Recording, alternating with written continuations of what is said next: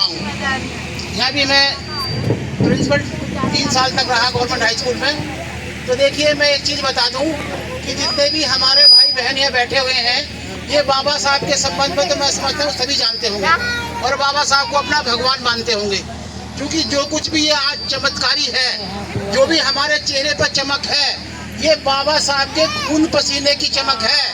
यदि बाबा साहब नहीं होते तो हम आज पता नहीं कहाँ किसी नाले गदेरे में अपना खाना ढूंढ रहे होते, यानी कि ये शान शौकत हमारे पास नहीं होती। तो बाबा साहब या जो भी हमारे महापुरुष हैं, यदि आप उनसे शिक्षा लें तो उनका जो चित्र है वो भी हमें शिक्षा देता है।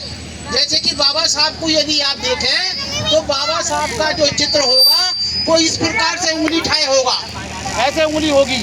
तो बाबा साहब का उंगली का इशारा ये है कि भाई आपको मैं ये आदेशित करता हूँ कि आपको यदि इस उंगली के इशारे के अनुसार यदि कब्जा करना है तो आप संसद पे करिए, आप विधानसभा पर करिए, आप नगर पालिकाओं के नगर अध्यक्ष बनिए, आप जो है प्रधान से प्रधान यानी गांव में प्रधान बनिए संगठित होकर।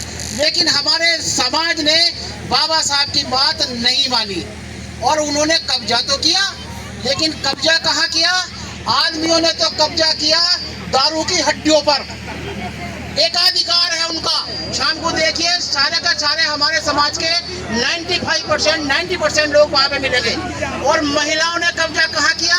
महिलाओं ने करा 33 करोड़ देवी देवताओं पर कब्जा किया, यानी कि जितने भी त्योहार हैं, जितने भी देवी देवता हैं, वो सारे का सारा ठेका हमारी महिलाओं ने ले रखा है। दूसरी बात यह है कि बाबा साहब का यदि आप फोटो देखेंगे तो बाबा साहब सदैव सूट बूट में टाई में होंगे। देखा आपने बाबा साहब का फोटो कि बाबा साहब का फोटो जो है टाई पहने होंगे, सूट बूट में होंगे। तो बाबा साहब ने ये कहा था, ये संदेश दिया था कि यदि आप मेरी बात मानोगे तो जैसे मैं सूट बूट में हूँ ऐसे ही आपको भी सूट बूट में कर दूंगा। लेकिन हमारे समाज ने बाबा साहब की बात नहीं मानी। और किसकी मानी? और लाठी और लंगोटी वाले की बात मानी। मैं नाम लेना नहीं चाहता हूँ। तो बहुत टाइम तक जो हमारा समाज लाठी और लंगोटी में रहा, और जिसने बाबा साहब की बात मानी वो वाकई में शान की जिंदगी यानी कि सूट और टाई में आज भी है। और जो जो परिवार जहाँ जहाँ बाबा साहब की शिक्षा छुई है, जितना बाबा साहब की बात जिन्होंने मानी है, वो आज उनकी उन्नति चाहे गांव हो चाहे शहर हो, उनकी अलग ही जो है यानी उनकी रहन सहन, उनका वातावरण, उनका खान पीन, उनका मामला अलग ही आपको दिखेगा।